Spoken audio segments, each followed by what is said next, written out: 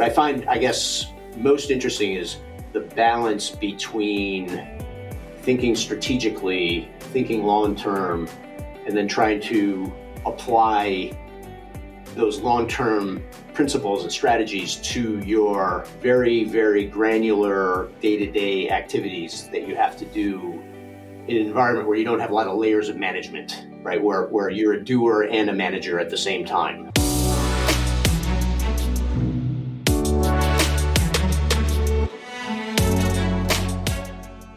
Welcome to Entrepreneur's Handbook Podcast, where we share inspiring startup stories with practical takeaways for you, the listener. Today we have with us Dennis Kelly, the founder and CEO of Postalytics. They're a direct mail automation company. How are you doing today, Dennis? I'm doing great. Thanks so much for having me. I'm really excited to speak with you today. So what I love about your story is you've done so many different companies before you've started Postalytics, and you've got that interesting journey of like the career entrepreneur, serial entrepreneur. What was where did it all start from? Why did you want to build businesses in the first place or get involved in the startup space? Well, I think that my childhood probably had quite a bit to do with it. I grew up on a farm, and I was always working as a kid. You know, if anybody's ever worked on a farm, there's always something that needs to be done. There's always something that's breaking, and so I was a hardworking kid because I had to be, and it was a family operation, and we all worked very hard.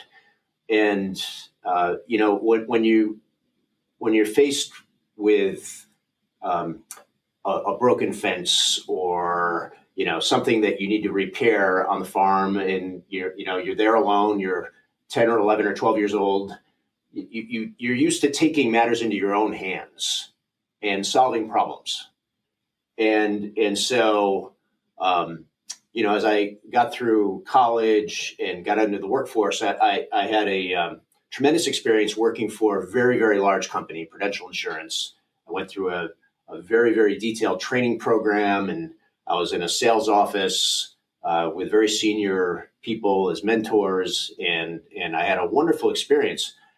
But after a couple of years, I really felt like I didn't have much control of my own destiny, and I felt like I really needed to do something that would give me much more of a say in my output and in my career development, and so a friend from college and his brother were starting up a company in Boston, and they needed a salesperson. I'd been trained in sales. He said, "Come on up and join." And so I joined my friend and his brother in a company back in 1989, and I've been doing startups ever since. Was it scary for you to make that jump from obviously working at a big company to going to such a small outlet? Were you thinking, "Oh, have I made the right choice?" Or was it just something quite natural for you? Well, I was making, for a young person, I thought I was making pretty good money at this bigger company, and I was certainly, heading in the right direction salary-wise, and it took quite a pay cut to go to the startup. But young and maybe irrationally confident at that time, didn't have a lot of doubts, but the doubts came quickly as we were struggling for several years to try to figure out, how to make this business viable. And so we had some tough times at that first startup, and so very valuable lessons learned through difficult times. Could you share some of those lessons that you learned there? Yeah, sure. So, when that company started, it was really before the widespread use of personal computers. And so the majority of business computing was being done on large, what were referred to as mini computers, where, essentially if your business wanted to get a computer, you were going to spend $100,000 to $300,000 on kind of a great big kind of mini mainframe and a bunch of terminals in your business. And so this company was selling that equipment and selling software into the elder care industry here in the States. And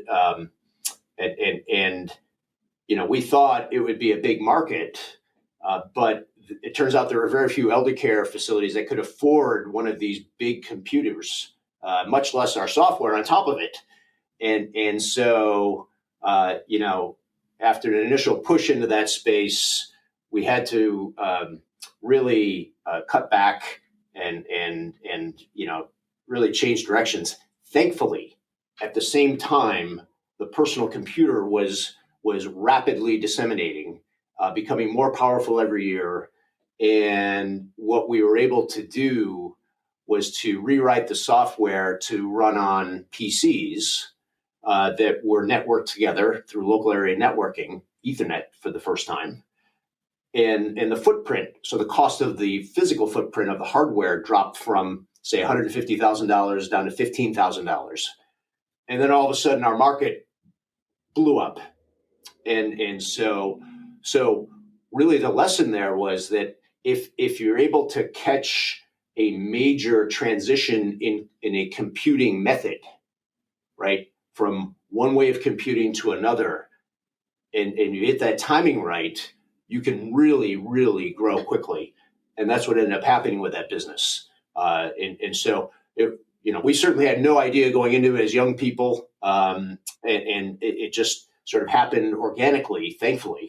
But it was a great lesson learned. And so shifts in the major computing environments represent great opportunity.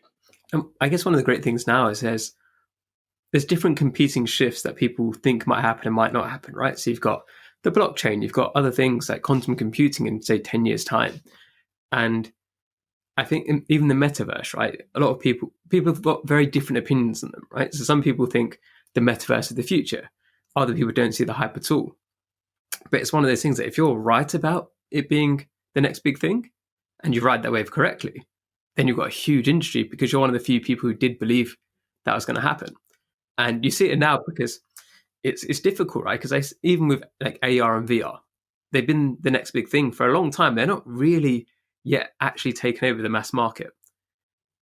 And it's still on the up. And it is kind of interesting about how long can something be the next big thing before it's just not actually made it yet. No, you're 100% right. And, it was very interesting. I have a friend who has been a chief technology officer in many, many large companies for a very long time.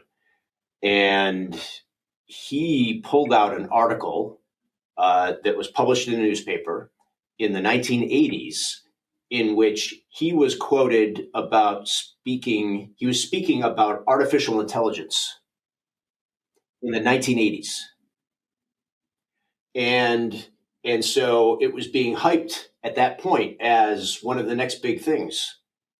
And so obviously, it sort of really sat there on the shelf for many, many years until the last, say, 5 or 6 years, when it now the computing power is such, and we're all networked together in a way that technology, that the basic framework of artificial intelligence really hasn't changed that much, but now it can be applied into a very different environment, and it's exploding. Yeah, and it's the whole thing about timing, right? If you were really investing heavily into AI in the 80s, you probably wouldn't have seen a massive return. Whereas now, if you get your timing right, you've got, like in the last few weeks, we've had Chat GBT, we've had Lenser app, we've had all of these different things really take off.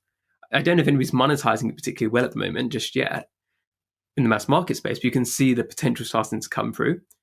And I think a lot of people's opinions about AI have changed because of these mass market products. But going back to like that first business you had there, because it was acquired, right? And then you carried on to work for the acquired firm. Like, how is that transition going through sort of being part of that small team and one of the early employees there to then going part of a bigger firm that had acquired you? Well, it was very interesting. I was still very young, I think I was about 30 when that happened. And, I'd never been through an acquisition. And so, it was an incredible learning experience going through that process. then joining another firm where I became a kind of a VP of sales, running a sales team inside of this other organization, and so it was very interesting, seeing. We had a small firm of 30 or 40 employees, and we became part of another firm with a mid-sized firm with 200 or 300 employees. And so, just seeing the differences in the way management styles and structures of businesses of those sizes was a tremendous learning experience.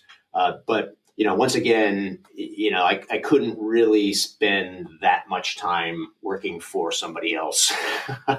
So, after a couple of years, I had to get out and do something on my own again. And fortunately, at that time, the internet was becoming a thing, and so I was able to jump into another computing shift. And participate in a startup that had a great run, a much shorter period of time, and it had a great outcome. And so it was a crazy time. I think a lot of what we've seen in the blockchain and crypto space in the last couple of years reminds me very, very much of that period from, say, 1997 to the year 2000 with the early internet. And, it was the Wild West. There was tons of money being poured into it. Companies that had no chance of surviving were, just steamrolling venture capital money in and trying to make a name for themselves. And there was a lot of hucksters and, charlatans, people that, were really just trying to ride the hype wave at that time. And, but out of that primordial soup of early internet came Amazon, came Google, came Facebook, right?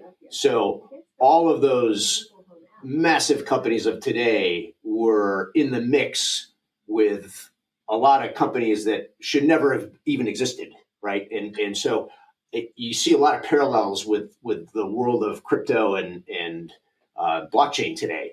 And there's ultimately, when these bubbles happen, there is a reckoning, and the companies that come out of that reckoning are the ones that become really, really important players. It's interesting you say that as well, because I just think about this, how even now, like with FTX and the other crypto-based companies that have just completely flopped, there was loads of those in the early internet days as well. And we could have looked at those early internet days, pets.com has gone down, so Amazon doesn't have a chance, or Google doesn't have a chance.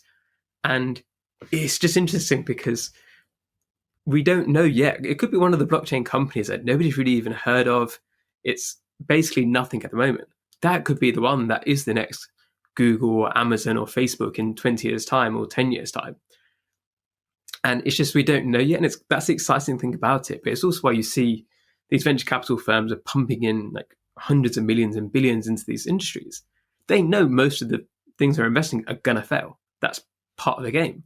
But if one of those becomes $1 trillion company, they've made all their money back. And just looking at your story, because you've created so many different startups, and I know we're not going to have time to go over each of them in detail before Postalytics, which was one of the ones that you think you learned the most at? So after you had Any Day First, and you had to address those systems, then you did other things to join solutions. Which was the one that you think had the biggest impact on how you think about being a good entrepreneur today? Well, I think the single biggest lesson I learned was from Adesso Systems, which was a failure. And the company didn't work out. And it all goes back to raising too much money too quickly.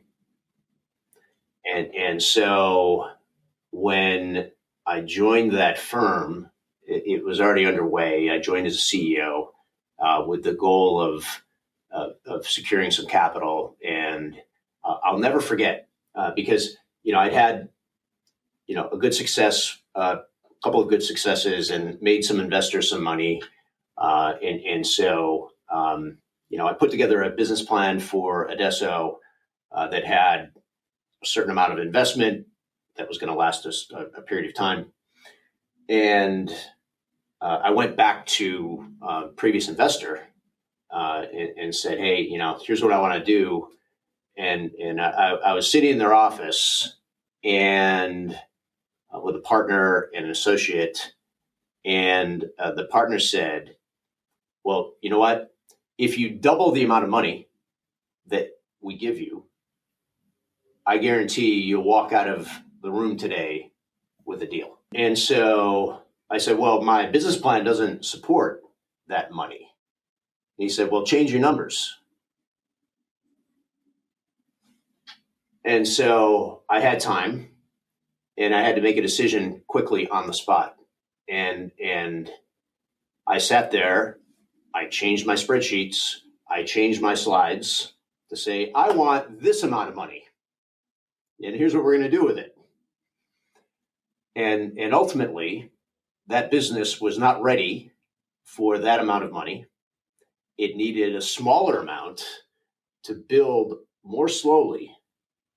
And so, but, young, sales-oriented guy, I'm thinking, get the deal, close the deal, worry about it afterward. Well, that may be true in sales. It's not true with financing. I can tell you this for sure, because the amount of financing that you raise will have a dramatic impact on your outcomes. And so what ended up happening, I had to have sales projections that supported the use of this capital. Those sales didn't happen because the business really wasn't ready for it. The market wasn't ready. It was mobile applications, which we know became a huge thing. It's one of the biggest things in the world now. But we were really early, and the market really wasn't there at the time. And so it was an incredibly painful lesson that I learned about taking capital, about building your business plan, sticking to your guns. Don't listen to your investors when they're telling you you need to take more money. Don't listen. They don't know your business. They have their own agenda. They are trying to move certain amounts of money into slots that work for them, right? And if it aligns, it's great. If it doesn't align, go find somebody else. Don't take the easy way out. And so that was an incredible lesson that I learned, and applied it through my subsequent businesses. What I know about Postalytics is you're completely bootstrapped, right? And did that experience at Adesso inform that, where you decided, yeah, I'm going to do it my way, slower, and you have full control and you can make the right decisions that for the business as well? That's right. And, fortunately, I had some early successes that put me in a position to not necessarily have to go make a lot of money in a salary, right? And so my businesses since, such as Postalytics, are about building a business. And the fundamental lesson is this: if you build a great business, people will want to buy your stock. It doesn't matter if you are American Express or Google. If you build a great business, people want to buy your stock. It doesn't matter if you are Postalytics or a two-person startup. If you focus on the fundamentals and build a tremendous business with great customers, great financials, great employees, people want to buy that stock. It's up to you. How much stock do you want to sell and when? Right? It's your call. If you focus and build something of value. And so if you spend your time and your energy focusing on building value, the financing takes care of itself. We talked about Postalytics before we started recording, and I was saying how it's such a good idea because it's something which a lot of people overlook. They might have analyzed so much stuff, and you always read stuff about marketing, and it's always focus on the same areas, whereas you're going when people weren't going, and you're setting up that area which is going to become a growth area in the future because it's not oversaturated right now. Where did the idea come from? Because you mentioned there was a pivot. So what was the original idea? Well, I think there's a couple of things there. One of the companies that I found to be very inspirational was Uber. And, and there are, of course, things about Uber that are not inspirational, but the notion that you can apply technology to the physical world and to apply technology to a process that has not changed or evolved for a very, very long time, I think it was and is and will be one of the areas that will be open to entrepreneurs, particularly who want to bootstrap and don't want to take a ton of venture money to build value. And so direct mail marketing is one of those industries. It's a like taxis were, right, or are. Direct mail is a huge industry. $40 billion a year spent in the United States annually. But when you look at it, the production workflow and all of the things that go into the direct mail world haven't really evolved over time. And so, as you're building a startup, along the way, you meet a lot of great people. I met a wonderful software architect, worked with a couple of times. We realized we were living near each other. I just sold a business. He and I reconnected, and he showed me the software he'd built as a side gig for his own business because he was doing some direct mail himself. And he built some software that allowed him to measure the online response to that direct mail. And, this was several years ago. And direct mail was a kind of declining industry. Really, after 2008, it started to really decline. And but there's a tremendous amount of money pouring into marketing tech. And so, what we looked at was we thought, well, this is a big part of marketing. It's kind of out of fashion, but it's still a big industry. There's a ton of money going into MarTech. Who's connecting these? Who's helping that MarTech money, flow into this channel? And there was really nothing, very, very little going on. And so we thought, okay, well, there's an opportunity here that Silicon Valley and the venture world are really ignoring. So it's in the physical world. It's hard. It's not easy. It's not sexy, but it's a big business, kind of like Uber was attacking the taxi world, right? So we thought, all right, we can go build some more software around his kind of initial thing and go to market. And what we decided to do was to try to sell this software to the incumbent direct mail industry, the people who were providing the vast majority of the direct mail marketing campaigns were printers and agencies in direct mail and big corporate big companies that have direct marketing departments. And so we were selling the software into those groups. And, after a year, okay, well, some sales are a little slow. We're going to try this. We're going to try that. After another year, all right, we got to try something different. We've built a great product. Why isn't this moving quickly? Why is the sales cycle so long? Why do we need so many professional services to get these implementations up and running? And after the third year, we just said, okay, time out. We've built great software. We've got good people that are working very hard to try to make this successful.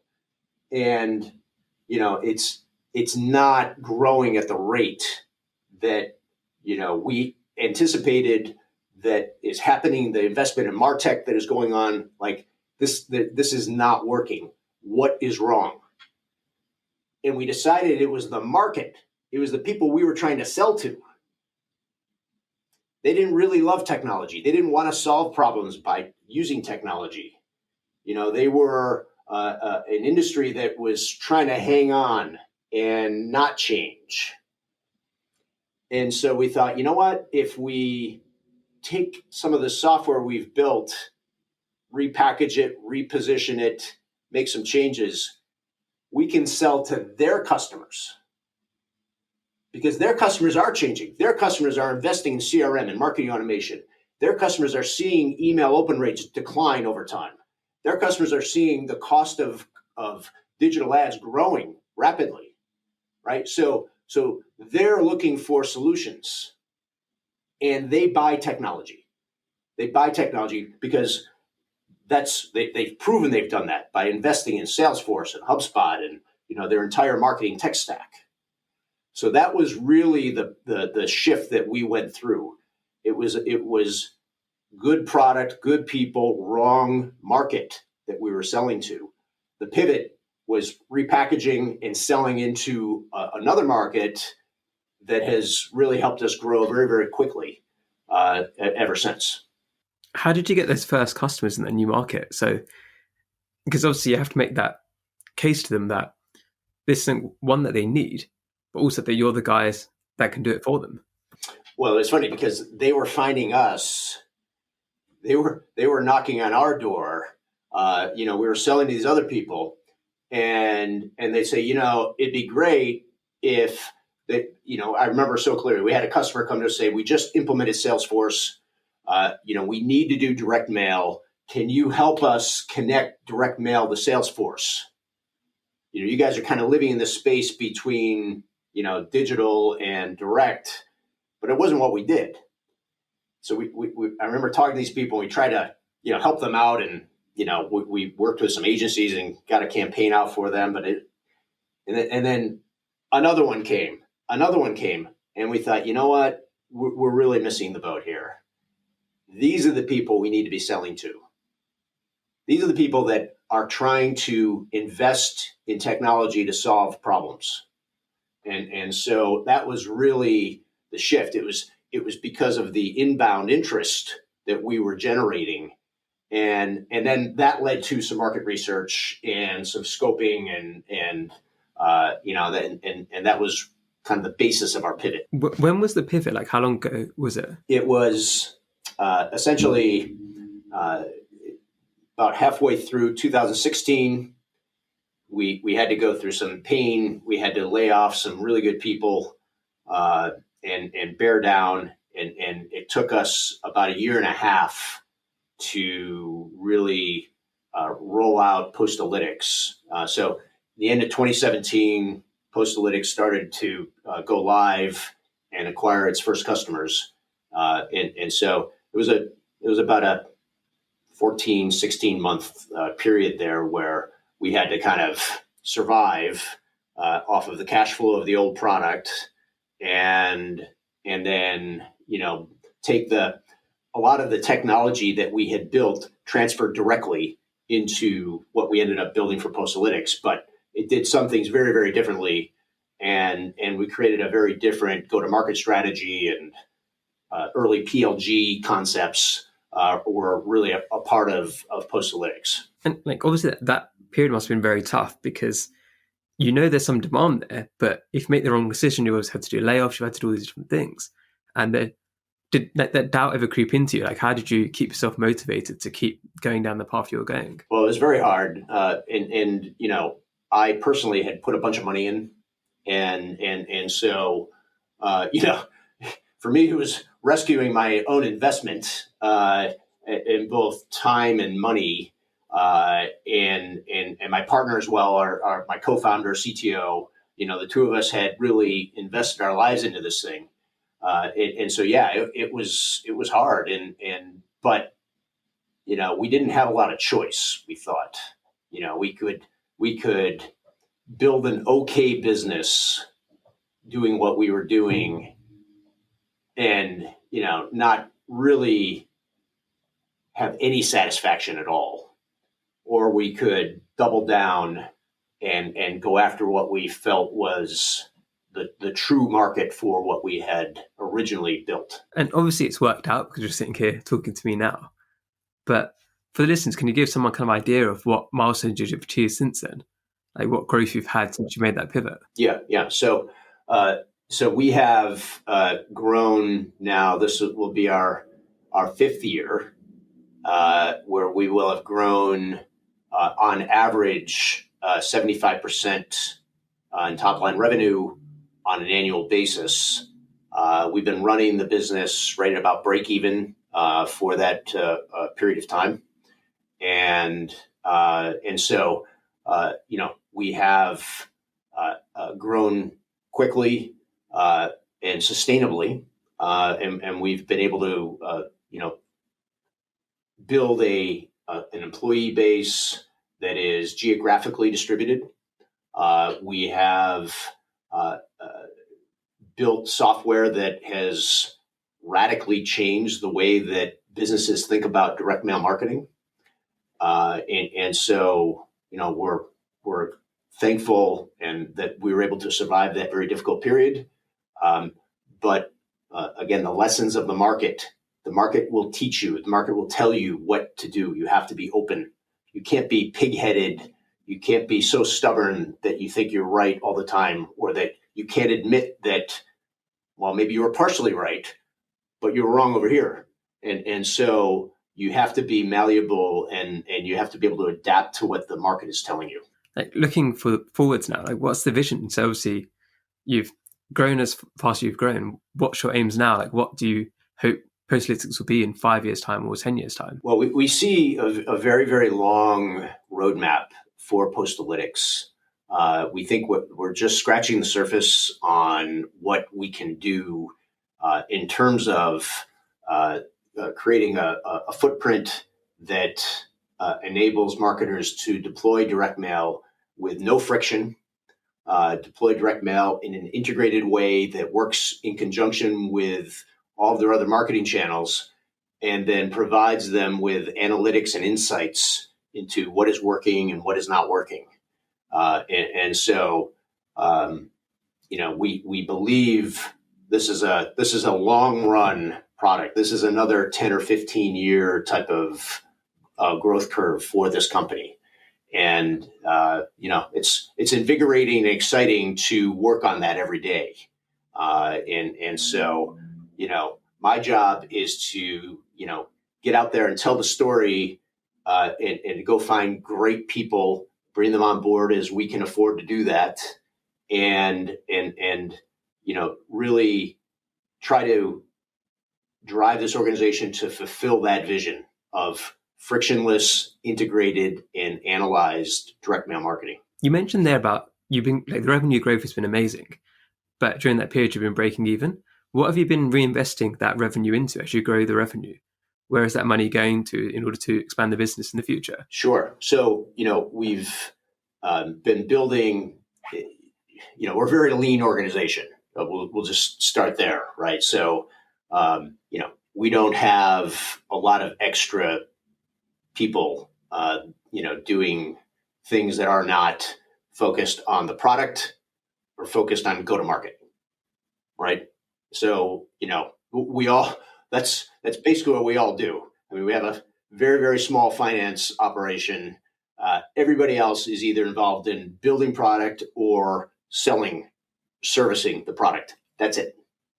And so we've been adding staff and growing our footprint of what we are able to build, what we are able to sell. We're still learning. We're still learning how to best sell this.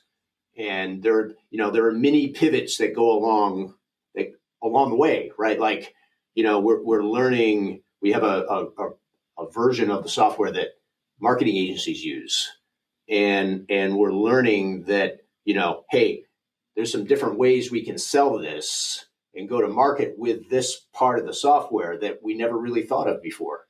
And so,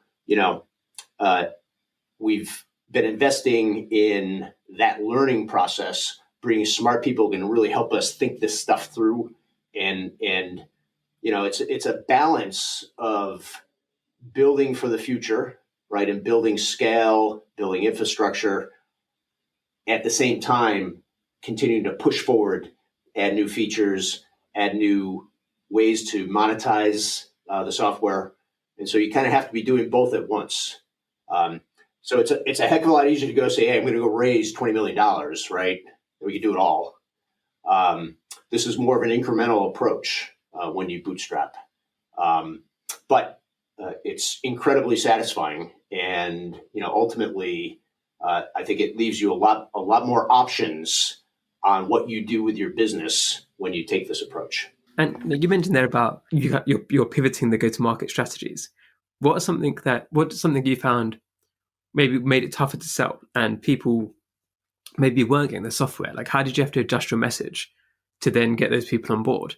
And how's your message changed over time? Well, the fundamentals of the message have remained the same, right? That we're solving three problems with a legacy industry, and so the production of the workflow, the integration, the analytics, that remains the fundamental part of the message. What we have learned is that we can actually work with partners who are, let's say, in this one instance we were talking about, marketing agencies, right? So how do we go to market with marketing agencies and have them sell for us? How do we empower them to, sell to their clients this vision? And so we've been modifying our messaging and focusing on that market. We've been able to successfully work with franchise operations as well. Hadn't really thought about the number of local businesses that send a lot of direct mail that are part of a franchise operation. And so as you get into a market, you learn more and more about where the leverage points are. Who are the types of customers you can sell to where there's a multiplier effect of achieving growth in a particular vertical or segment of your market. And so that's really what we've been adjusting and kind of growing into here over the last couple of years. What's the part of this you enjoy the most yourself? I enjoy the most probably talking with customers. Back to the original part of my story, I was a salesperson to start, and so I get most excited about talking to either prospects or customers.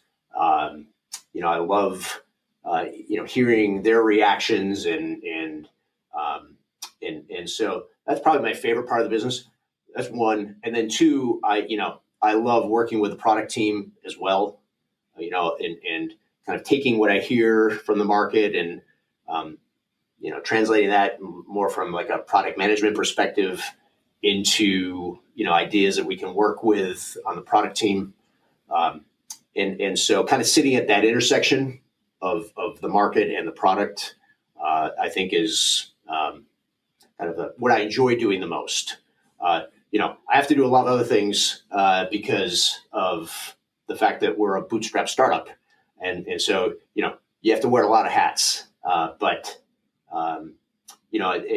it's really what I find, I guess, most interesting is the balance between thinking strategically, thinking long-term, and then trying to apply those long-term principles and strategies to your, very, very granular day-to-day activities that you have to do in an environment where you don't have a lot of layers of management, right? Where you're a doer and a manager at the same time. So that's, I think, a lot of fun.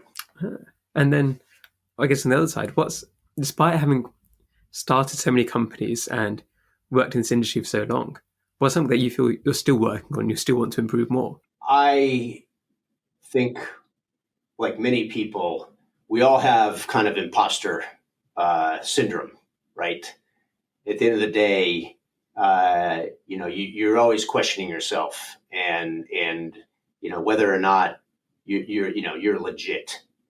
And so I try to use that gnawing feeling as motivation to just learn every single day and just try to get a little bit better every single day. and realize that it's not a sprint, it's a marathon, and that if you can just focus on learning a couple of things every day and getting a little bit better at all the different things that you do, then that is an accomplishment.